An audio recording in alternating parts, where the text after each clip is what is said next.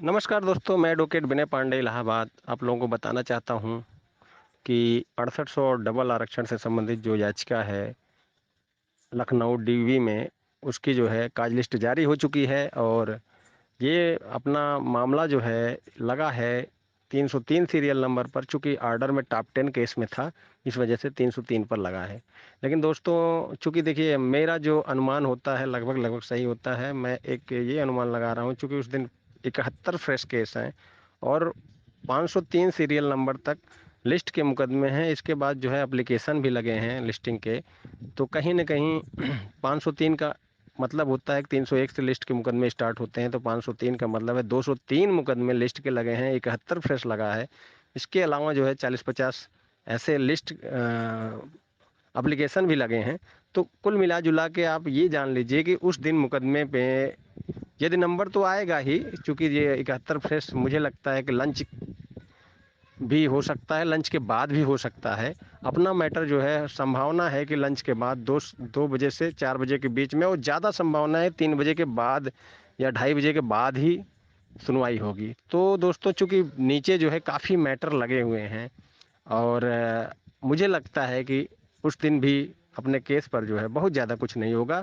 और सभी पैरवीकारों से अपील है मेरी कि वहाँ जो अधिवक्ता लोग अपने मन मुताबिक जो खाली डेट लेने के लिए जाते हैं, आप लोग जो है अपने पैरवीकार जो है वकीलों पर दबाव डालिए कि डे टू डे सुनवाई हो या हर हफ्ते सुनवाई हो, इस पे इसको फाइनल करने की दिशा में हो। लेकिन जितने बड़े वकील हैं सारे लोग सिर्फ और सिर्फ आते हैं वहाँ डेट मांगने के लिए। और वहाँ कहते हैं कि सर, कोई कहेगा कि भैया फला तारीख, नहीं नहीं, अरे उस दिन हम सुप्रीम कोर्ट जाने वाले हैं, भैया फला तारीख, अरे उस दिन हम उस कोर्ट में जो है बहस करेंगे। आप डे टू डे सुनवाई की अपील करिए कि आप लोग डेट लेने के लिए यहाँ मत आया करिए। मैंने बहुत पहले ही आप लोगों को बता दिया था, 4-5 महीने पहले ही, कि ये वकील जो है लखनऊ बेंच के खुद कहते थे जो है कि इतने जल्दी निस्तारित करवाने से फ़ायदा नहीं है हमारा। तो दोस्तों, पूरा यही चीज़ है कि चूंकि इन लोगों को पार्ट वाइज सारे बच्चे पैसा दे रहे हैं, तो हर डेट पे अगर ये जल्दी डिसाइड कर देंगे तो निश्चित रूप से वो फिर उनका पैसा अटक जाएगा। तो कुल मिला जुला के जो बड़े वकील हैं वो सिर्फ नाम के बड़े हैं, उनका कोई काम नहीं है, कोई रोल नहीं है। ये सिर्फ और सिर्फ डेट लेके भागते हैं। इससे तो अच्छा है कि एक एवरेज का वकील जो होता जो है, जो कि ठीक ठाक होता है, वो बहस करके फाइनल कर दे, क्योंकि मुकदमा मेरिट पे जो है होता है। मैं आप लोगों से, सभी चाहे आरक्षण वाले हों, चाहे मतलब जनरल की तरफ से हो, कोई भी हो, सब जो है ये अपील करी। वहाँ देखिए, डेट न लेके इस डेट पर सिर्फ इतना कहा जाए कि सर हमको डे बाय डे सुनिए, इसी के आधार पे सारी जो है चीज़ें अटकी हुई है, आंसर की मतलब अटका हुआ है, अन्य जो है चीज़ें अटकी हुई हैं। तो निश्चित रूप से जो है इस पर डे बाय डे की सुनवाई की अपील किया जाए। और उस दिन बहुत कुछ होना नहीं है, मैं स्पष्ट बोल दे रहा हूँ। या तो बहस भी होगा तो 10-5 मिनट इधर उधर होगा, लेकिन इतने केसों का दबाव है कि बहस नहीं हो पाएगा। दोस्तों, इतना केसों का दबाव है कि बहस नहीं हो पाएगा। और बहस होने के लिए टाइम चाहिए। और दोस्तों, आपको बताना चाहता हूँ कि उत्तर कुंजी मैटर पे भी इलाहाबाद हाई कोर्ट में 22 तारीख को मामला लगा हुआ है, रोहित रंजन अग्रवाल की बेंच में। जस्टिस रोहित रंजन अग्रवाल जी इस समय बराबर कोर्ट में बैठ नहीं रहे हैं। जैसा कि हमें पता चला कि जो है उनके आँख का कार्निया का जो है कुछ मतलब प्रॉब्लम है, और उसके इलाज के लिए वो मद्रास जो है कई बार जो है आ जा रहे हैं अपना इलाज कराने के लिए। इस वजह से वो कोर्ट में बराबर बैठ नहीं रहे हैं, और बैठ भी रहे हैं तो फ्रेश मुकदमे सुन के इसके बाद सुनते नहीं हैं। तो कहीं ना कहीं इससे जो है ये है कि अपना जो है जो उत्तर कुंजी का मैटर है, ये भी जो है इलाहाबाद हाई कोर्ट में कुछ आगे नहीं बढ़ पा रहा है। फिलहाल तो लखनऊ में जो है उत्तर कुंजी मैटर पर अच्छा खासा ऑर्डर हुआ था। मैंने पहले भी कहा था कि दोनों अधिकारी जब तक कोर्ट में हाजिर नहीं होंगे, और धन्यवाद करता हूं उस लखनऊ लखनऊ टीम का जो कि वहां लीड कर रही है उत्तर कुंजी मैटर पर, और हमारे सलाह को उन्होंने माना। और कहीं ना कहीं इस बार ऑर्डर में आया है कि रिस्पोंडेंट नंबर 2 और 3, यानी कि पीएनपी का सचिव और सचिव बेसिक शिक्षा परिषद 1 महीने के अंदर इस आर्डर आर्डर का जो है अनुपालन करते हुए करके जो है एफिडेविट लगाए, अन्यथा जो है दोनों अधिकारी इस कोर्ट के सामने उपस्थित हों।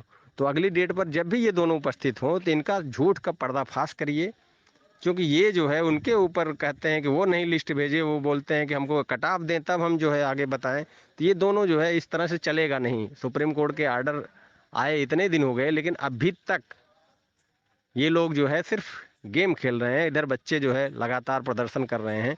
समझ में नहीं आ रहा है कि इन लोग, ये अधिकारी लोग क्या करना चाहते हैं।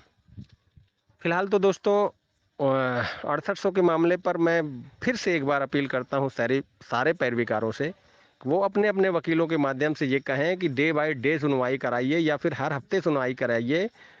और इसको जिस तरह से सिंगल बेंच में लगातार 8-10 दिन सुनवाई होकर ये फाइनल हुआ था, यद्यपि इसमें लगातार 8-10 दिन की बात ही नहीं है यहाँ, चूंकि वहाँ यहाँ पर सिंगल बेंच के आर्डर को ही सिर्फ यहाँ बताना है कि एटीआरई पे ओवरलैपिंग सही है, टेट पे ओवरलैपिंग सही है कि नहीं है। ये सारी चीज़ें चूंकि एक तरह से सिंगल बेंच का ही आर्डर सही है कि नहीं है, ये विचार करना होता है। तो इसमें ज़्यादा मुद्दे अनसुलझे नहीं रहते हैं। पॉइंट बाय पॉइंट जो है कुछ मुद्दे रहते हैं जिस पर जो है कोर्ट विचार करती है और उस पर जजमेंट पारित करती है। तो फिलहाल दोस्तों, और आपको बताना चाहते हैं कि बीएड वर्सेस बीटीसी वाला जो विवाद है, अभी सुप्रीम कोर्ट से जो जजमेंट आया है, उस मामले पर भी हम आपको ये अपडेट देना चाहते हैं कि पूर्व की जो भी भर्तियां हो चुकी हैं उस पर बहुत कम चांसेज हैं कि कोई बाहर हो।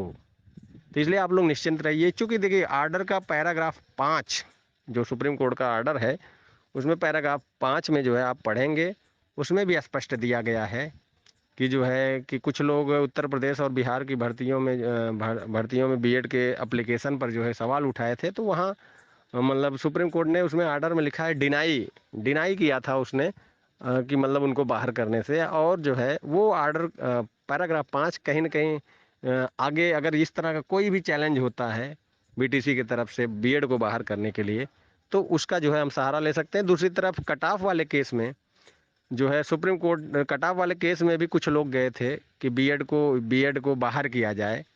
और जो है तो वहाँ पे भी जो है सुप्रीम कोर्ट का आर्डर में जो है ये मेंशन है, जो जहाँ पे उनकी याचिका खारिज किया गया था। तो वो ये दोनों आर्डर जो है निश्चित रूप से पक्ष में है। और कोई भी बीटीसी उसको चुनौती देता हूँ कि आए कोर्ट में उसको जो है माकूल जवाब दिया जाएगा। और मुझे तो सबसे पहले तो बीएड वाले जो भी बच्चे परेशान हैं वो परेशान ना हो, क्योंकि एनसीटी का एक तरह से वो आ गया है व्यू।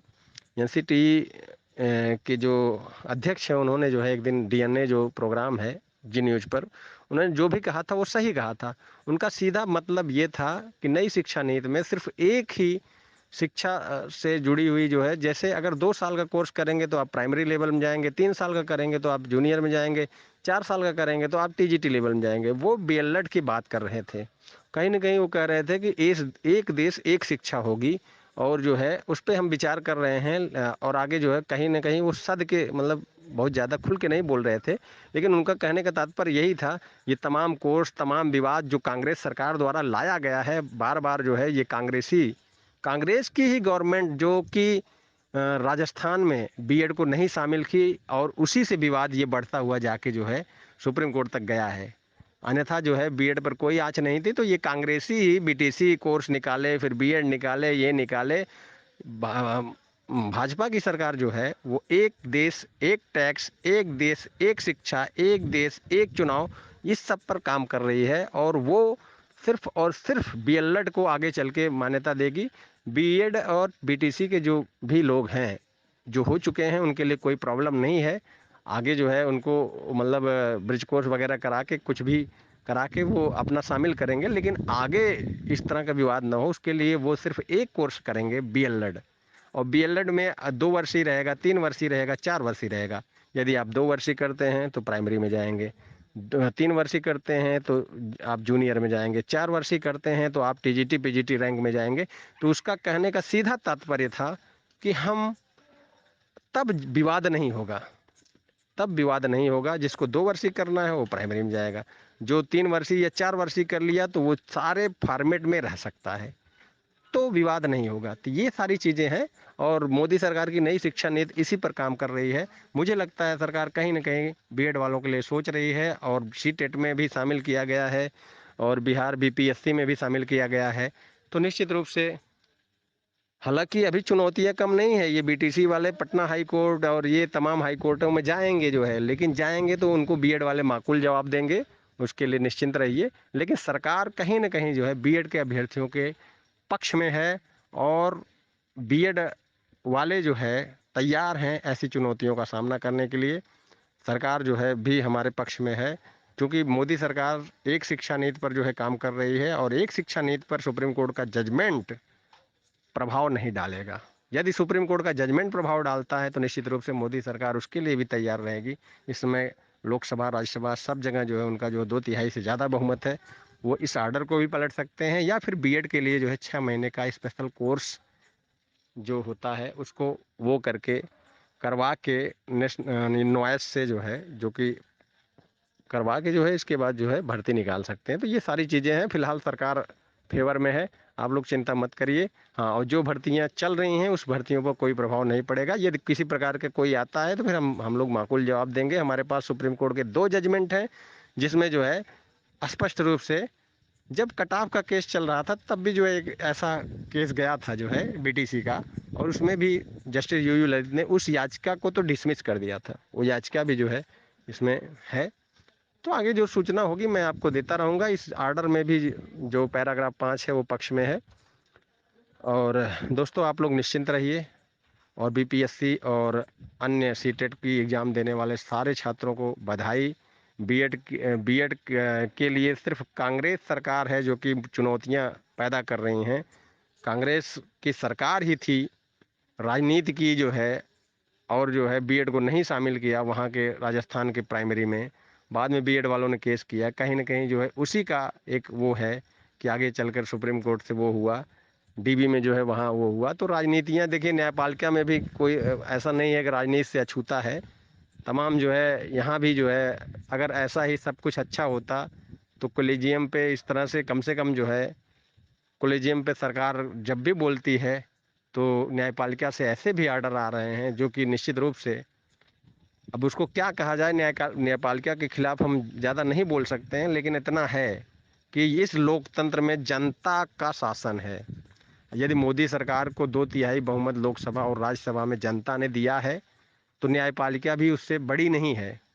2/3 जो लोकसभा है और राज्यसभा है, वो कोई भी सुप्रीम कोर्ट का आर्डर पलट सकते हैं, कोई भी पलट सकते हैं, इसमें कोई वो नहीं है। हाँ, यही जो है, अगर ये मत में कम होते, 2/3 से कम होते, तो सीधा ये मेरा यही कहना है कि कोई भी आर्डर हो, जब मोदी सरकार को जनता 2/3 बहुमत से लोकसभा और राज्यसभा में ला रही है तो वो किसी भी आर्डर को पलटने का मादा रखती है। और खास करके तब जब भारत में एक देश एक शिक्षा की बात हो रही, नई शिक्षा नीति आ रही है, और कोई न्यायपालिका जो है इसमें अड़ंगा लगा रही है, तो मुझे लगता है मोदी सरकार इसको बर्दाश्त नहीं करेगी। और आगे चल के जो भी होगा देखा जाएगा, नियम के मुताबिक जो होगा वो चीज़ें देखी जाएगी। आगे फिलहाल दोस्तों मैं सूचना देता रहूँगा। मैं एडवोकेट विनय पांडे, इलाहाबाद। धन्यवाद।